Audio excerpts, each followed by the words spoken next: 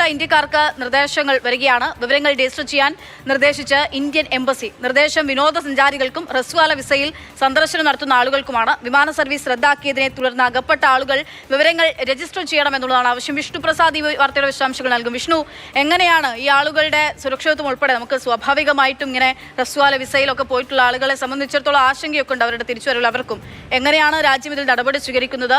ഈ രജിസ്റ്റർ ചെയ്യാനുള്ള എവിടെയാണ് രജിസ്റ്റർ ചെയ്യണമെന്ന് ഇപ്പോൾ നിർദ്ദേശിച്ചിരിക്കുന്നത്? എന്താണ് നടപടിക്രമങ്ങൾ?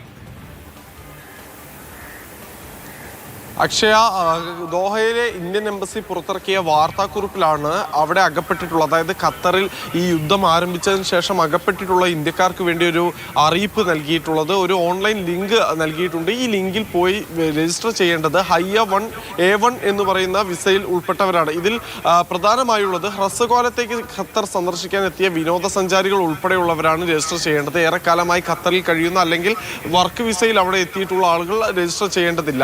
പ്രധാനമായും വിമാന സർവീസുകൾ റദ്ദാക്കിയതിനെ തുടർന്ന് നാട്ടിലേക്ക് മടങ്ങി വരാൻ സാധിക്കാത്ത ആളുകളുടെ എണ്ണം എടുക്കാൻ വേണ്ടിയാണ് ഇത്തരമൊരു നിലപാട് അല്ലെങ്കിൽ ഇത്തരമൊരു നടപടിയിലേക്ക് എംബസി കടന്നിട്ടുള്ളത്. ഇവരുടെ എണ്ണം അറിഞ്ഞാൽ അവർക്ക് തിരിച്ചു വരുന്നതിന് എന്തെങ്കിലും തരത്തിലുള്ള സഹായം വേണമെങ്കിലോ അല്ലെങ്കിൽ അവർക്ക് സുരക്ഷാ സംബന്ധമായ എന്തെങ്കിലും സഹായം വേണമെങ്കിലോ അത് എംബസി മുഖാന്തരം നൽകാനും കൂടി ഈ കണക്കുകൾ സഹായിക്കുമെന്ന് തന്നെയാണ് കേന്ദ്ര സർക്കാർ കണക്കുകൂട്ടുന്നത്. അക്ഷയ്.